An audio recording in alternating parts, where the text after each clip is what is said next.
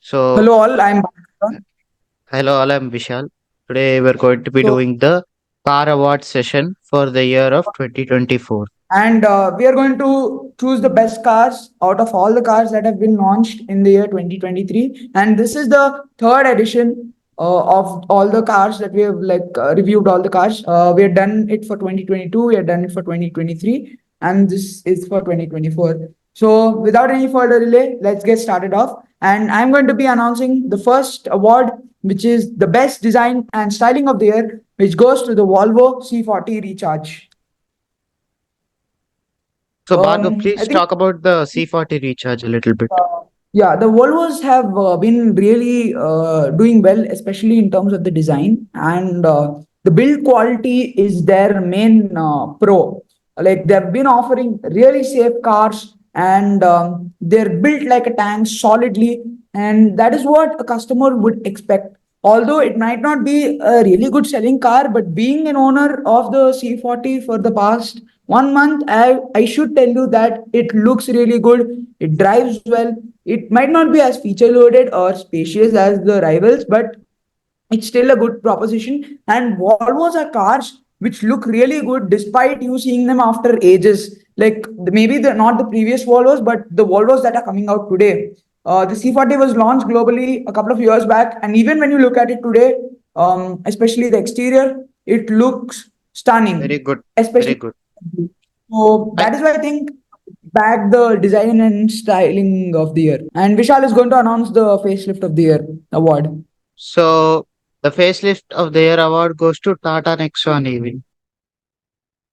So the Tata Nexon EV, it's a well-known EV in the Indian market, bought by many people, probably the best-selling electric vehicle in India, and for Tata Motors too, it has bagged many awards previously as well. It is really green, clean, and electric. However, there were concerns with the older Nexon EV. Being an owner, we can tell you that the interior was completely dated. The reverse camera had very poor clarity, and there were other drawbacks like lack of features which the competitors offer. And Tata Motors had made a conscious effort this year by bringing out the Tata Nexon.EV, which is a really well-rounded package, and it is providing very tough competition for its rivals, the MGZS EV. It is really good in terms of the proposition. And Vishal, can you tell more about the Tata Nexon EV? So, the Tata Nexon EV is a very reliable car, and concerning that the battery of a lot of electric vehicles have been exploding in the past few years. I mean, like a few complaints. I'm talking about a lot of EV owners who had such situation.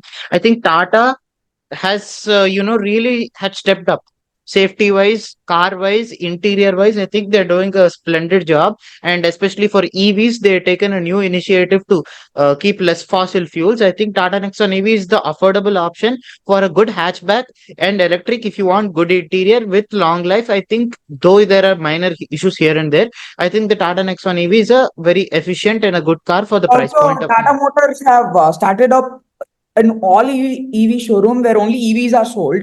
And the Nexon EV, the Punch EV, which has been recently launched, and the Tata Tiago EV and in the Tigor EV, all are being kept over there. So Tata Motors have made a nice initiative of going electric and selling electric only vehicles for few vehicles, and that's what is really great about Tata. The way they have stepped up from zero to this level is just commendable. So let's go on to the choice car of the year. and the Um, viewer car choice of the year goes to the Hyundai Ioniq 5. So the Ionic 5, of course, loved by many people, bought by many, and what should I say about that car? It has everything, whatever you want. Name it features, name it design, name it practicality, name it space, name it boot space. It has all in one package. The design too, it's more of a boxy design as compared to the C40's sleek and More, modern design, but is it it gives that appeal of a really good and gives the appeal of looking at a Lamborghini, the Urus especially, and the other sports cars like the Aventador. It is feature loaded, ADAS level 2. You got 64 color lighting, Apple CarPlay, Android Auto, name it. Ventilated seats, heated seats, massage seats are not the only one which might not be there, and wireless CarPlay and Android Auto. These two features are missing, but otherwise, it's got whatever you want, good range, and it delivers very well on many aspects.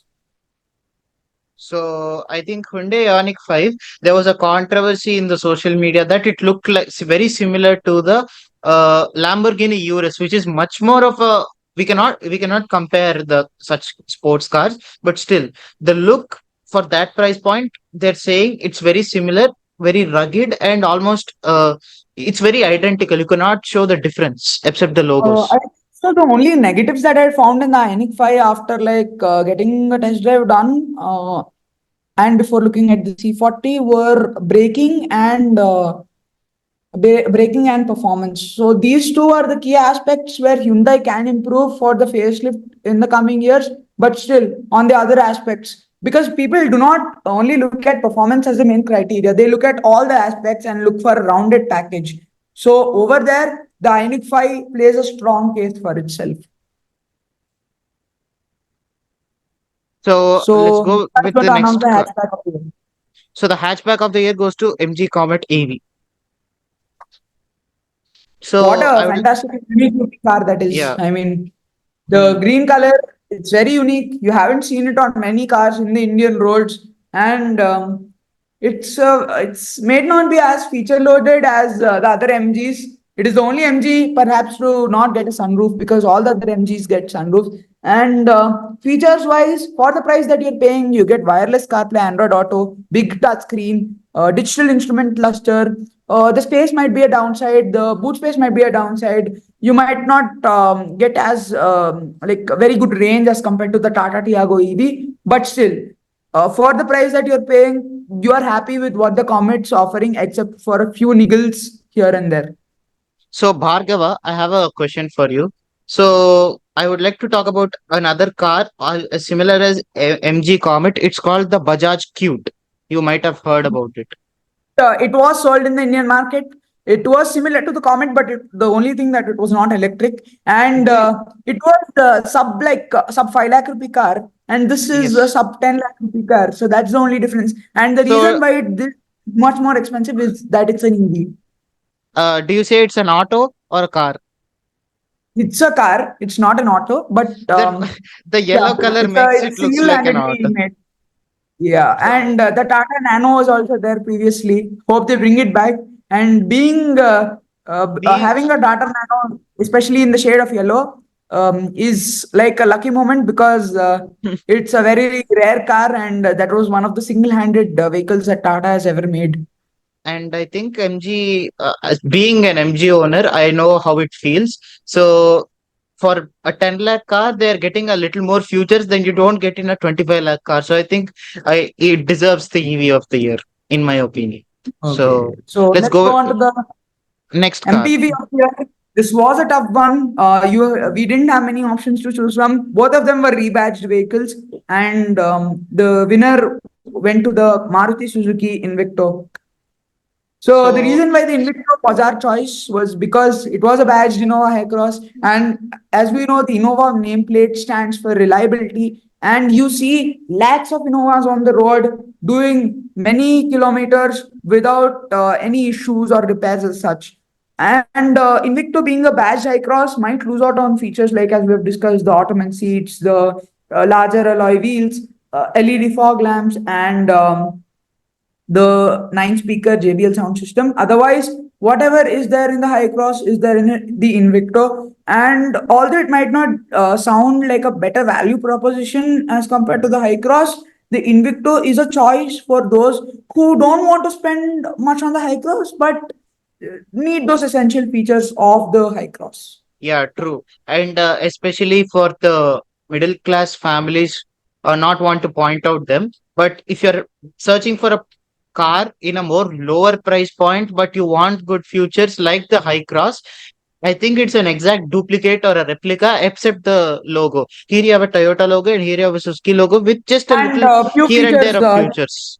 Yeah, few features here and there. ADAS is also removed on the Invicto. So those are the few features which are removed. But I think they are otherwise, very minor ADAS changes. is a major feature. But otherwise, rest of them are not like much worth.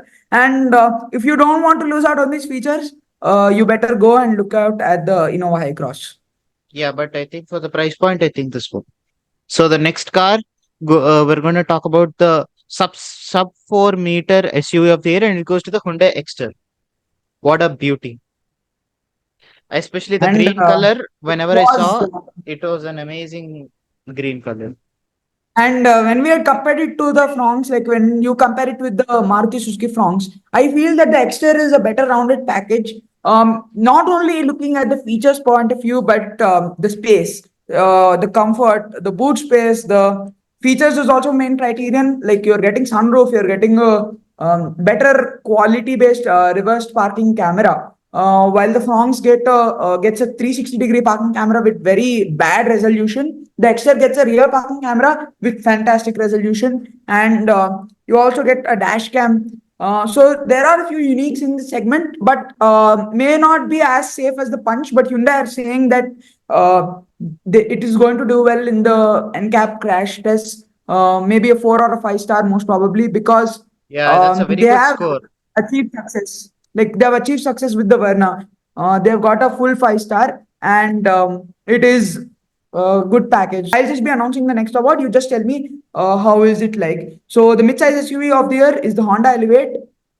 Yeah. And So please tell me, Vishal, why has it won this award? and what I think is that I still remember there's a very good saying that I think it's not about where you it's not about the destination, and it's about the journey.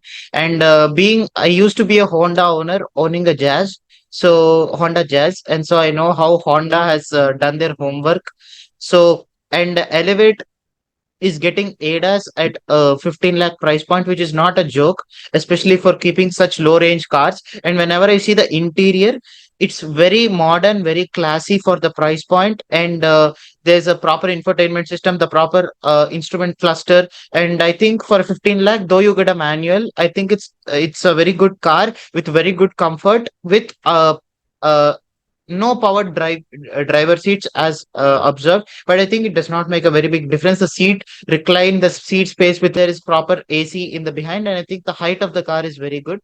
So Honda Elevate is very. Absolutely, Vishal. So I think the Honda Elevate is a good proposition, as you said. Here to point out, you have said that they have offered sufficient features for the price that you're paying. But I wish just Honda could have added a top variant, like a higher variant over the ZX trim, so that they could provide more features like panoramic sunroof, ventilated seats, power driver seat. Those would make it a more compelling package. But nevertheless, for the price that you're paying, you won't get as many features. Like ADAS is not available in that price. Even the MG Aster, when you get it with the naturally aspirated engine, you have to pay a little more, and you don't even get it with the manual transmission, which the Honda Elevate offers. So that is why it is a good package, and the space, the boot space, the comfort, whatever it is, Honda says they are class leading, and Honda believes in this like fact that man maximum, machine minimum. So they maximize a lot of pace and comfort. They prioritize towards that so that the customer will feel happy. And this has been there since the beginning with the products like the Honda Brio, is which might look small, but even 6 footers can sit comfortably in the car without hurting their head. So that is how Hondas have been designed since the beginning. So I would like to announce the next car award. So the next category of car award is the off-roader of the year. It goes to Maruti Suzuki Jimmy. So So what's your thoughts on the Jimny? Jimmy looks like a Ford Bronco, moreover. Oh, so you are comparing it directly to a Ford Bronco at an affordable rate. I think so. The Affordable. Jimny was one of the most anticipated cars of the year gone by, because I had seen many people flocking in the Maruti showrooms, but They were just asking, where's the chimney? When's the chimney going to come? And finally, Maruti has made an effort to bring the chimney. It is a direct rival to the Mahindra Thar. Okay, it might not be as feature rich for its price. You miss out on essentials like a height adjustable driver seat, but you get the basic features covered like a touch screen, wireless Apple CarPlay, Android Auto, headlamp washers, which even cars double the price won't offer you. I mean, the Skoda Kodiaq does, which is like about 40 lakhs, and this is just about 15 lakh rupees on road. So, and also the Jimny is a good off-roader despite being petrol only. I think so. Customers have been flocking for it in the showrooms, and it is really been selling like hotcakes. And of course, it depends all upon the customer whether he wants a more rugged and macho look over features and space. I think the only drawback in the car is the color variant. The very, what do you say, mild green color did not suit the car. It could be, they could choose a more blue color like a Ford Bronco so that it would be more Yeah, and contrast with the green cars. color also, the MG Comet's green color looks more attractive. So if It they would have more at least looks, provided that color, it might have suited the vehicle's like appearance. yeah, but the body frame is different. Here, Bronco is more of like a Mahindra Thar. MG Comet is more of like a even smaller than a hatchback. Yeah, yeah. So So let's next, go on with the next car sedan. award, which is the sedan of the year, and it's none other than the Hyundai Verna. Hyundai Verna, I have to say it's a fantastic vehicle. The previous generations of the Verna, I think so, the first generation of the Verna, which was named after the Hyundai accent, I think so. That was one of the most ugly looking cars that you could buy at that point of time. But then the second generation Verna, it was a stark improvement. I mean, they've made huge leaps in terms of design. We have owned the second generation of the Verna, the automatic. The engine was really refined, the diesel engine, petrol engine. And then on by every single generation, Hyundai have been improving on the Verna's strengths and weaknesses. Now, the previous generation Verna had an issue with the space. Hyundai has finally set that issue by offering better wheelbase, and this has increased the cabin space overall. And being a Hyundai, it is loaded to the gills with features. Whatever you want, bells and whistles, all are there inside the cabin. Ventilated seats, heated seats, power driver seat, touchscreen infotainment system, 64 color ambient lighting, which is the cheapest car that you can buy to get that feature. And It's almost similar to the Mercedes AMG 63. yeah, the lighting is The similar. And Hyundai have made a conscious effort to improve the ride and handling of the vehicle. They have improved the space. They have provided with the most powerful engine in the segment. 160 horsepower is a lot. And it is the fastest car. And the good thing is that Hyundai have also retained a manual gearbox to that, because few for the other cars in the few other cars in the Hyundai lineup do not have a manual transmission with the turbo petrol engine. And I'm happy to report that the Verna has it, and that it is sales. It's rocking the sales charts in that segment. By marginally going near its rival, the Honda City. So the next car award is the compact luxury crossover of the year, and it goes to the Audi Q3 Sportback. So personally, I have never been a fan of the Audi Q SUVs. Maybe because it might not have it might not look good, and it just does not match up on that appeal. So the new Q3 has changed my mind completely, because they've offered a better design, they've offered more space at the rear, they have loaded the cabin with features. The only drawback, though, I find is the fact that it might not be as feature rich as the GLA or the X1, but performance has substantially improved. Ride and handling has been addressed, and there have been many other complaints with the Q3 that have been addressed in the form of the Sportback as well. So that is why the Q3 Sportback is the compact luxury crossover of the year. I feel like Audi Q3 is a good car, but it's more on the pricier side, and you can buy a Volkswagen Tiguan for the same price. Yes, that is also a valid choice, because see the Tiguan 2 similar feature set, it gets a couple of more features here and there, like 64 color lighting is not available on the Yeah, it does Q3 not make a Sportback. big difference. Yeah, true, true.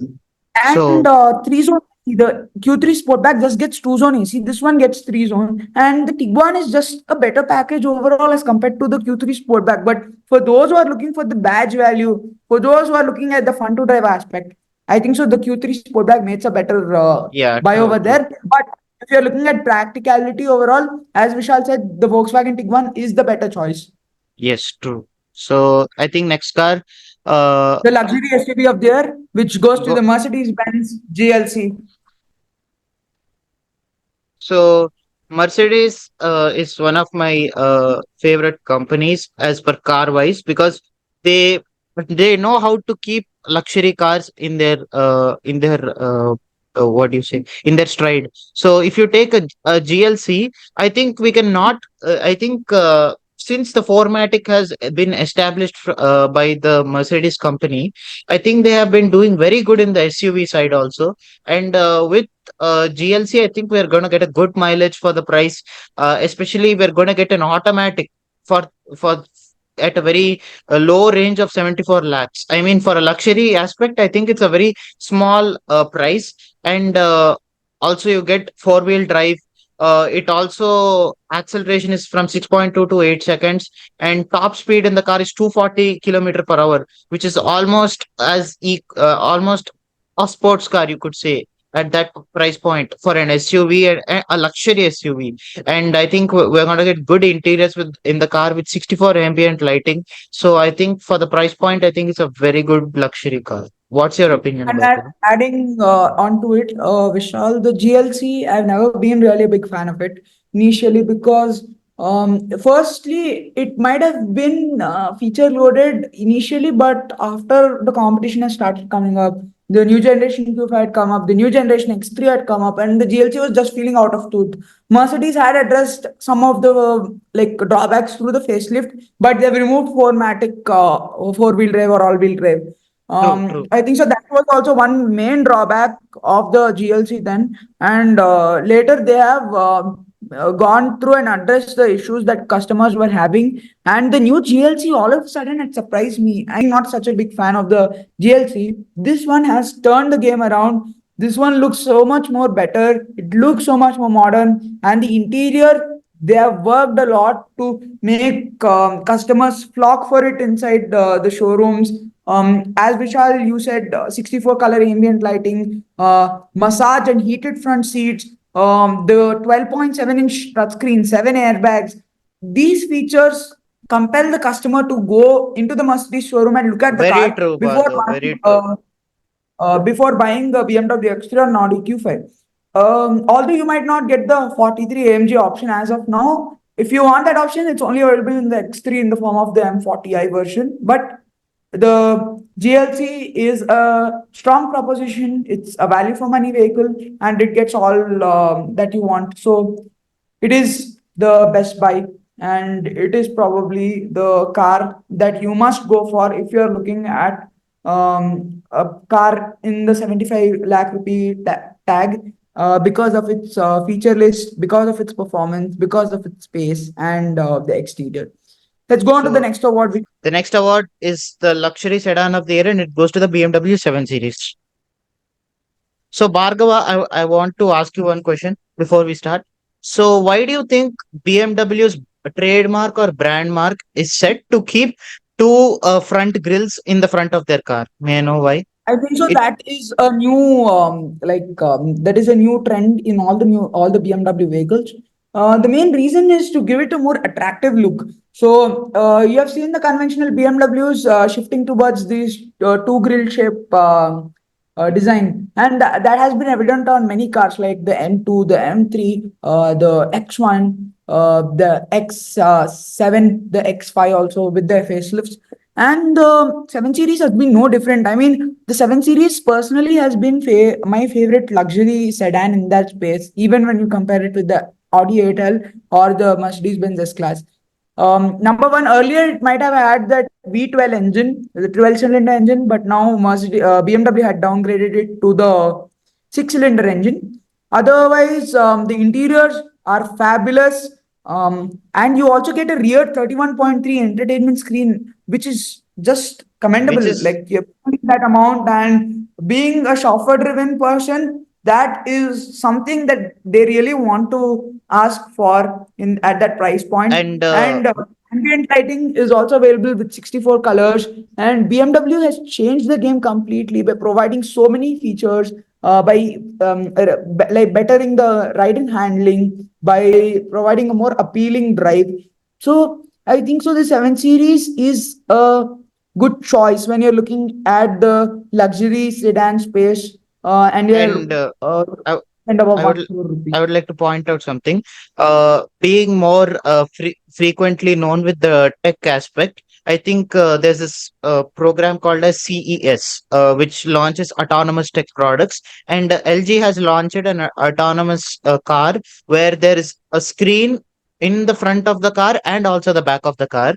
So I think BMW taking an initiative beforehand to keep infotainment screen and in the passenger seat. I think And then they're you get going an entertainment screen at the rear. So BMW, as you said, have made conscious efforts, and they're improving their products every year by providing them facelift so that more customers find it attractive. And also, they've been looking at the EV side. They have launched the all electric 7 Series, which is called the i7. They've launched the all electric X1. They've launched the iX. They've launched the i4. So, four BMW electric vehicles launched, and all of them are just bang on.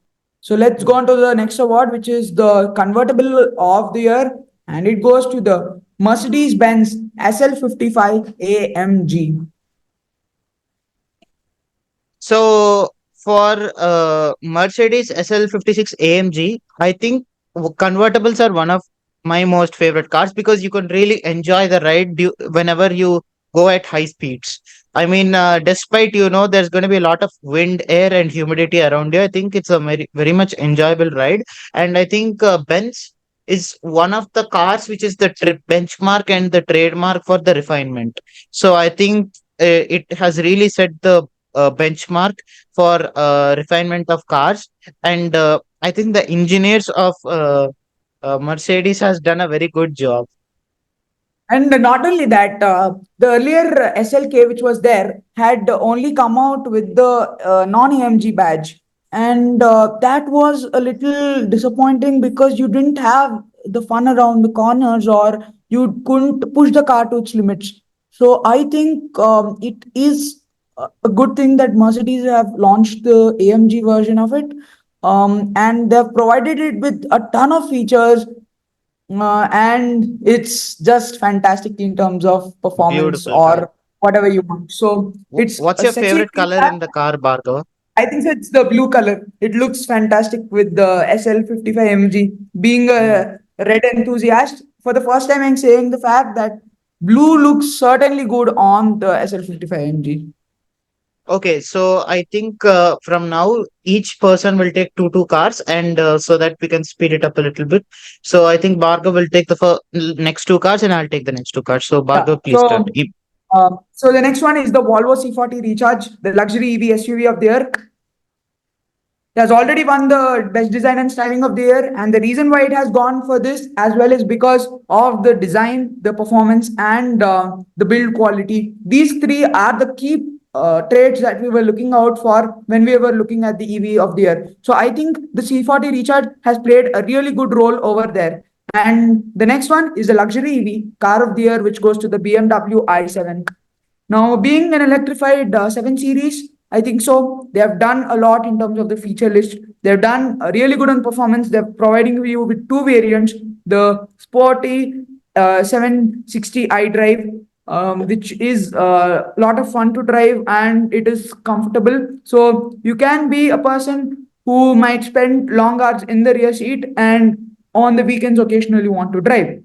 So that kind of a vehicle it is. And Vishal is going to be announcing the next two awards, which is the EV of the year and the performance SUV of the year. The next award goes to the EV of the year, and the EV of the year goes to Hyundai Ioniq 5. So again, Hyundai Ioniq 5 has won this award because, of course, Hyundai is considered as a very cheap car in India, and though it has set the benchmark for being one of the best EVs, it comes packed with the futures. It's a very good SUV, and I think it's very it's not as compact as we think. It's a very wide body framed car with very good colorways and also a lot of good features. So I think it deserves to win the good best EV of the year award. And the next award goes to performance SUV of the year goes to the Lamborghini Urus Performance. So I think both are crossovers, Hyundai Ioniq 5 and Lamborghini Urus, because they both are very similar cars. And taking into a sports car perspective, I think Lamborghini Urus is a very good performance car. Whenever you Yeah. take in consideration to speed we generally take in the 0 to 60 range, 0 to 30 range, 0 to 100 range, 0 to 50 range. So I think I think the what's the 0 to 60 bargo for the Lamborghini The Urus? 0 to 60, I'm not sure, but the 0 to 100 is a 3.3 seconds, which is really 3.3 fast for an seconds SUV. I for mean, an that is really fast for an SUV. Although it might be expensive, it is worth the money if you're looking for pure performance and thrills. So let's go on and to the next two awards, which as is the the Performance SUV of the Year. Lotus Elytra. It's fantastic job done by Lotus. It's a new brand in India. It is costing you 3 crores rupees on road, but the features, the performance, the tech, everything is just spot on. And whatever you just want to do with the car, you can have a lot of fun. 0 to 100 in 2.9 seconds. That's even faster than the Lamborghini Urus Performante, making it probably the fastest SUV that can be sold in India. And the performance car of the year goes to the BMW M2. I think so. BMW have done a fantastic job by providing a manual transmission for the enthusiasts, because automatics are, although they might be fun, they might not, they do not provide you that thrill, or they do not provide you with that smile on the face, which a manual transmission does. And that's what BMW have done by providing the customers proper feedback, and providing the customers with the manual transmission. The customers too have sent their feedback, and they have wanted a manual transmission with them too, which BMW have provided them with. So the final two awards of the day, Vishal is going to announce them. These are the biggest awards. So I think I'm going to be announcing the last two awards for this car ceremony 2024. So the consumer company manufacturer of the year goes to Hyundai. India. So And I think so that because they have launched three products this year, along with many more facelifts. They've launched the i20 N9, they've launched the facelifted Grand yes, i10 Neos, they've launched the Aura, they've launched the Exter, they've launched the Verna, they've launched the Ioniq 5. And six products in a year, all of them with really good sales, is just fantastic. And that's why Hyundai India have bagged this award. And the final is the car of the year, which has been a surprise, not only for us, but for most of the voters as well. can I say And Bhargav? Vishal will take the prestigious announcement. Very prestigious. So Yeah. yeah, so I think the best car of the year award goes to Hyundai Ioniq 5. This was completely unexpected. I mean, Yeah, making a very 50 lakh rupee unexpected for me. car I'm in the shock. car of the year, it was a really big task, because it delivers on everything. Like 50 lakh rupees you're paying, you have features, as I said before. You might not have the performance, you have the features, you have the tech, you have all the gadgets and gizmos, you have the design, you have the space, boot space. And as Vishal, you have said, the car is long, the car is spacious, and whatever you want, it's all fit in one package. And the Ionic 5 compels that on every single box. Yeah, I feel it's a very good car. Uh, Okay, and so with this, we wrap up the Car of the Year car 2024 of the year. and the other awards. We hope you enjoyed it. If you Yeah, did, please give us the like button, and share and subscribe subscribe. to the channel. Press the bell icon so that you can be updated for more such And videos. So thank take you, care, Bhargav. guys. Bye. And also comment down what was your favorite car launch in the previous year gone by. Yeah, So take care, guys. We'll see you very soon. Bye. take care, guys. Bye. Thank you.